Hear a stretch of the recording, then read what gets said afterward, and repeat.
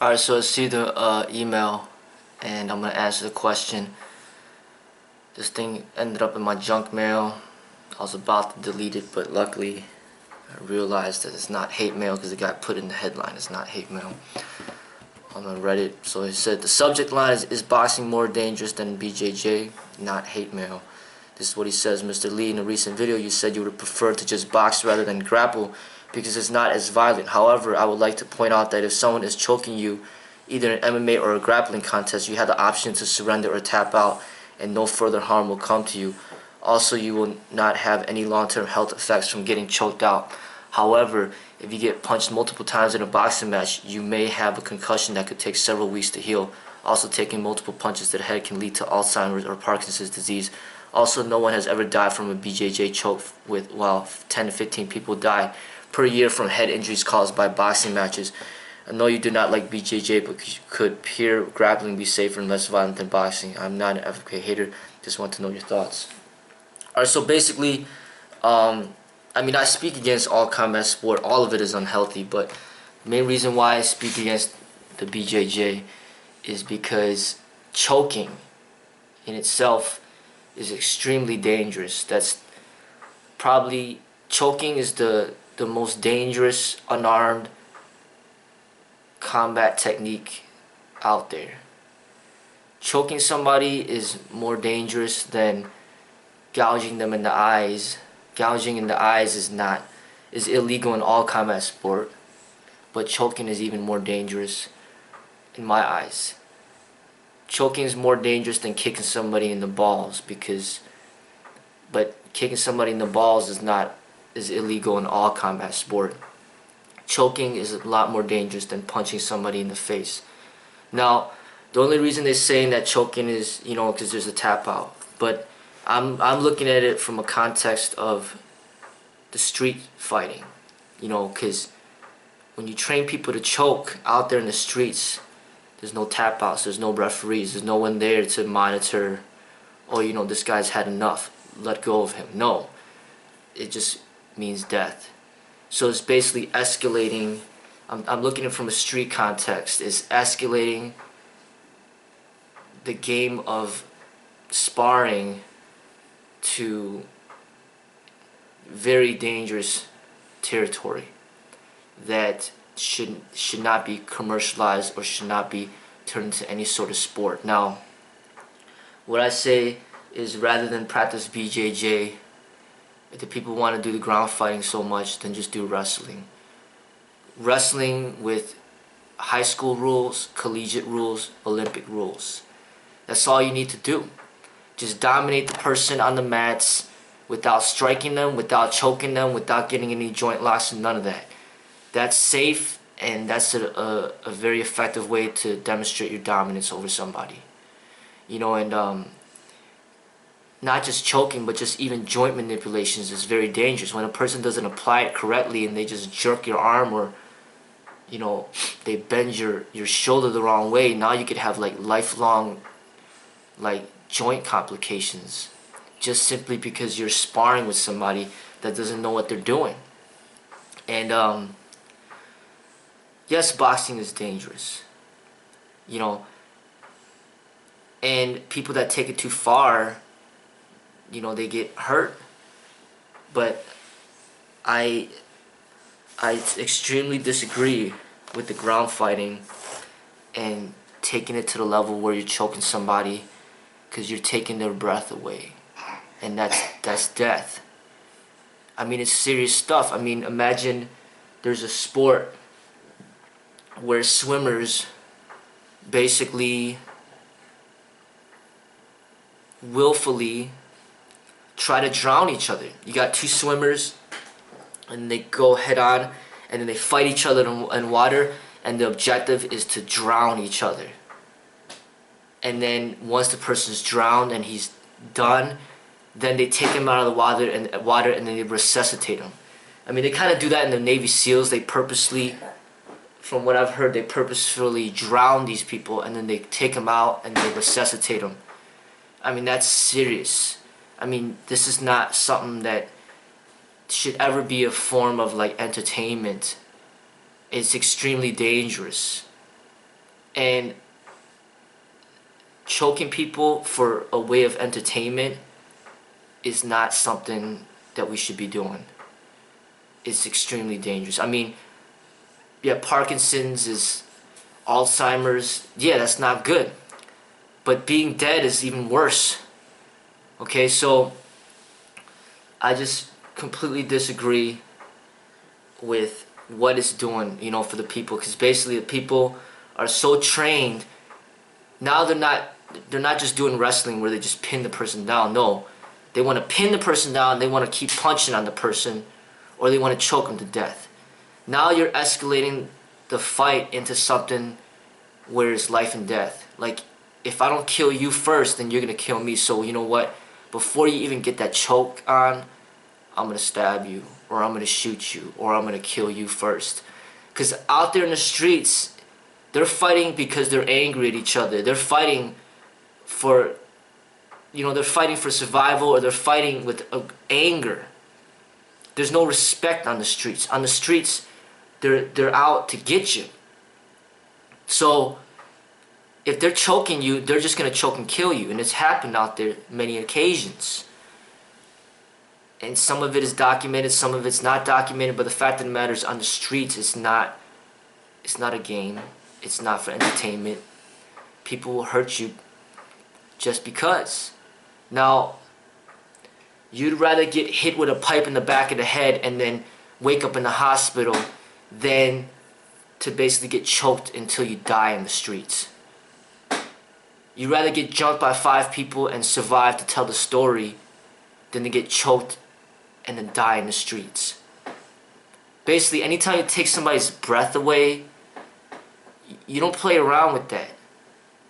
I mean, I could, like, with my kids, I could, like, play fight and just, like, pretend like I'm slapboxing my kids. But if I'm, like, have my hands around my kid's neck and then I'm, like, squeezing it to see how much he could take, and I put that on video for the whole world to see, the cops would be at my door ready to arrest me for child abuse, child endangerment. I mean, you don't play around with a person's throat, because this is death right here. Like, say your friend comes up to you and he puts a plastic bag over your head, you know what I'm saying? And you know, he puts a plastic bag over your head. Say your friend comes up to you and he puts a plastic bag over your head like this, and then he's like tightening it up, and then, oh, I'm just playing around with you. No, I mean, you could die from that. But if your friend comes up to you and just kind of jabs you in the back, you know, kind of punches you in the back, okay, you know, you can take that. It's just a little punch. But you know, your friend is putting a bag over your head. He's putting his arms around your neck.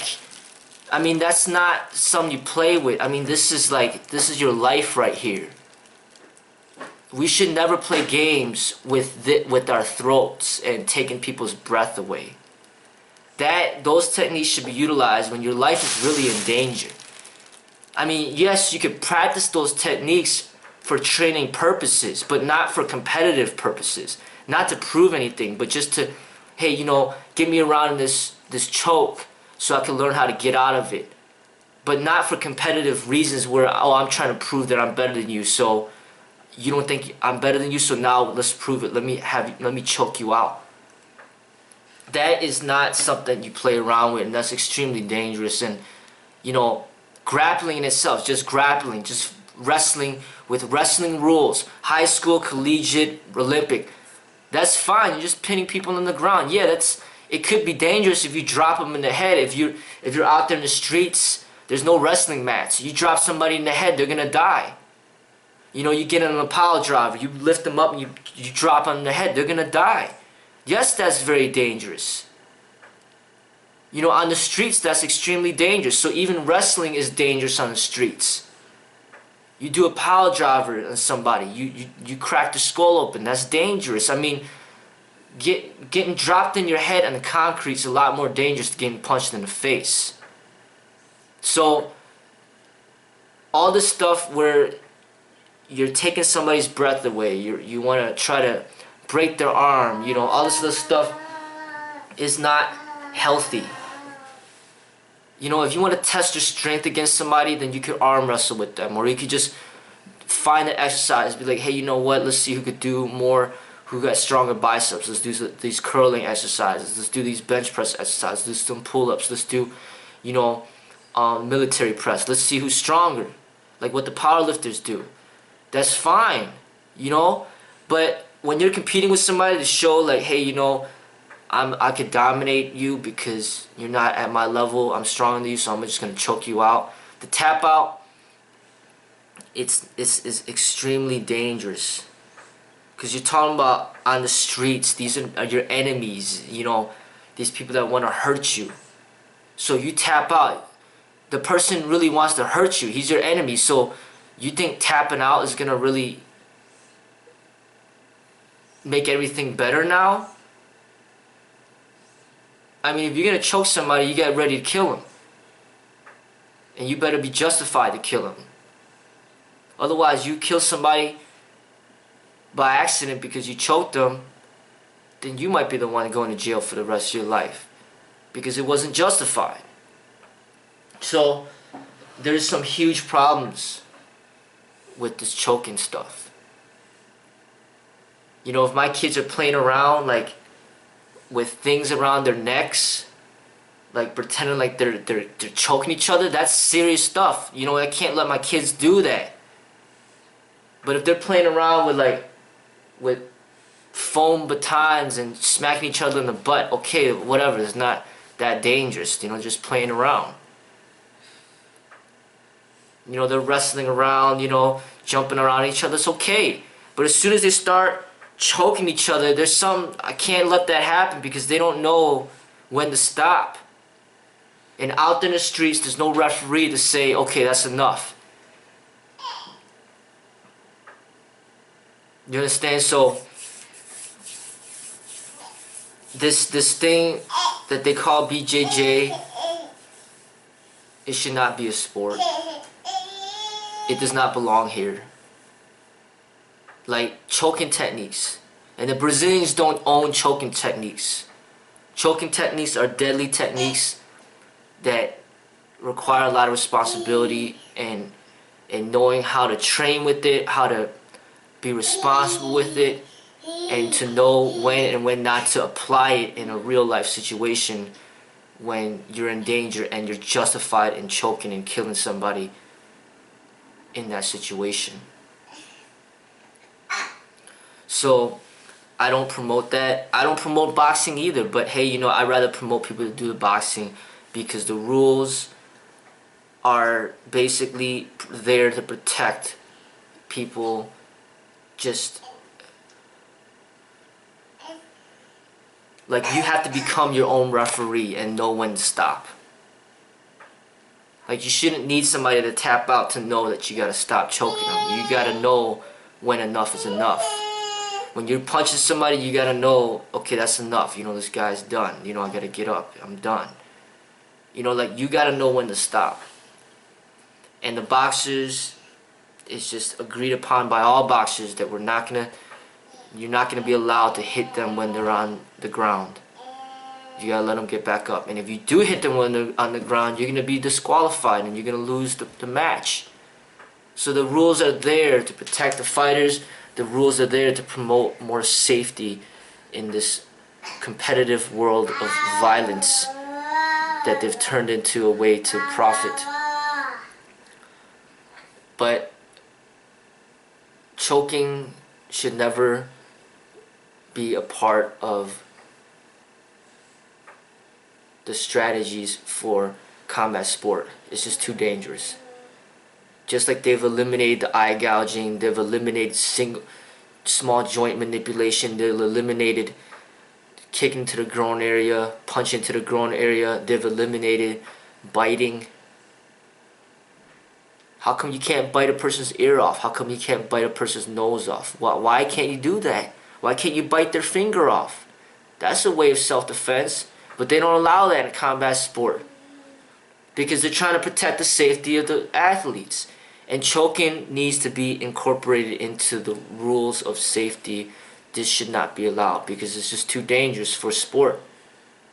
You don't play around with people's lives by by taking their breath away.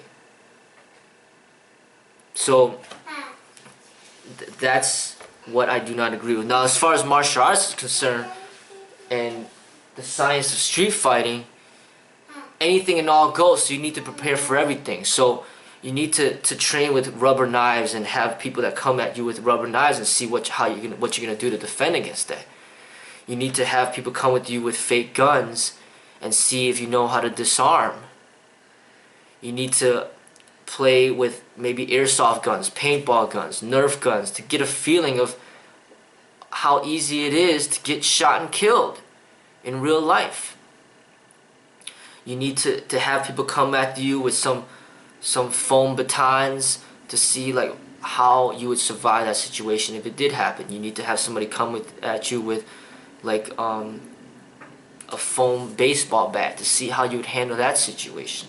You need to have people, you know, get you in these chokeholds and figure out how to get them off of you. You know, you gotta prepare for everything. You need to prepare for multiple people coming at you at one time. You gotta figure out what to do from there. But there's things that are justified and things that are not. But as a defender, you need to do what you need to do to defend yourself. So if there's 4 people coming at you and then all of a sudden you gotta pull out your gun and shoot and kill all 4 of them, then hey, that's what you had to do to survive. And then you're gonna have to explain that to the courts. And hopefully you have a lawyer that will be able to defend your case enough to where it will be justified self-defense. You know what I mean? That's the difference between street combat, sport combat. Sport combat is there's rules developed to protect the safety of the fighters, of the sport fighters. There's no choking in boxing. There's no joint manipulation in boxing. There's no throwing in boxing. There's no kicking in boxing. I mean, it's dangerous. Even with all those rules, it's still very dangerous. Just like you mentioned. So throwing in all these extra stuff that they could do, not only could they punch, but they could elbow, they could knee, they could choke, they could break this limb, do that. I mean, you're just making it more and more dangerous, and you just cannot say that this is a safer sport. It's not. But if you just say, if you compare wrestling to boxing, see which one's more dangerous, it's a give and take. The only reason why wrestling might be a little not as dangerous is because they're on the wrestling mats. But if they're wrestling on concrete, and you compare that to boxing in the boxing ring, then hey, wrestling would probably be a lot more dangerous. Or you compare even the pro wrestlers, for entertainment, those pro wrestlers get hurt pretty bad. You compare that to boxing, then the pro wrestling may be more dangerous because they do some outrageous things in there. You know, I mean, so basically, like, that's what it boils down to. You know what I mean? Like, pro wrestling, because they're choreographing these fight scenes and they're pretending like they're choking somebody. They're not really choking them, but they're pretending like they are. That's okay, they're acting it out. But I'm telling you, when you're doing a competitive reason, you're actually trying to choke the person, and the person's really trying to resist to not get choked, and he doesn't want to give up, so he doesn't want to tap out, because he doesn't want to give up, because tapping out's giving up. So he doesn't want to tap out. He'd rather die than tap out. You understand? So then you just, okay, you're not going to tap out, so what then? Then I just kill you. Okay, you're dead. Boom, that's it. You're dead. I win. That's not safe. You know, so that's it. I mean, it is not something that I agree to at all. And that's one of the main things that I'm criticizing this cage fighting for, is that they're taking it too far. You know, and I'm basically saying, you know, if you're going to take it that far, then you might as well just let them do everything else as well. Because how you gonna, you know, somebody's getting choked in real life. In real life, somebody's getting choked and they're about to die. And then all they could do is just stick their thumb in the person's eye and then blind the person.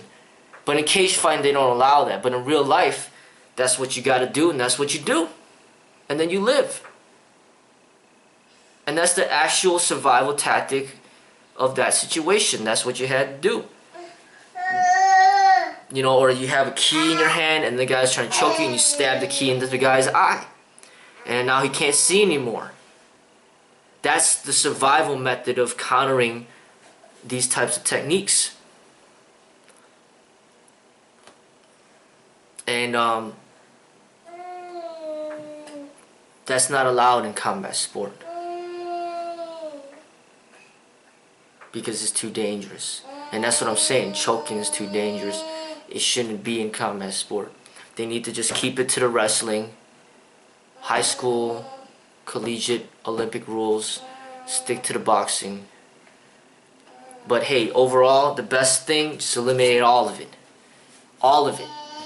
Get rid of the wrestling, get rid of the boxing, get rid of the taekwondo point sparring, get rid of the karate point sparring. Just eliminate all competition and just train intelligently for survival. That's what I promote. But obviously that's not going to happen. So I'm just saying that rather than do this, do that. Rather than do the BJJ, do the boxing. That's what I would say. Rather than do the BJJ, do wrestling.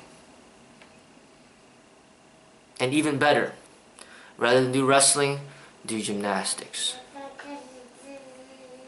You know, rather than do the BJJ, play basketball. Rather than do the wrestling, go into bodybuilding. I recommend things that are safer, you know, safer for your development. Real martial arts is just away from all this. We don't do none of that. We train for survival. We train intelligently to survive. We protect our safety during the training. And we do the best that we can to survive dangerous situations. And we don't train for egoistic purposes. We train because this is what we enjoy to do. And we love what we do. And it's for health. And it's non-competitive. It's meditative. And that's the difference. So that's what I promote. A meditative development in the martial arts, free from competition.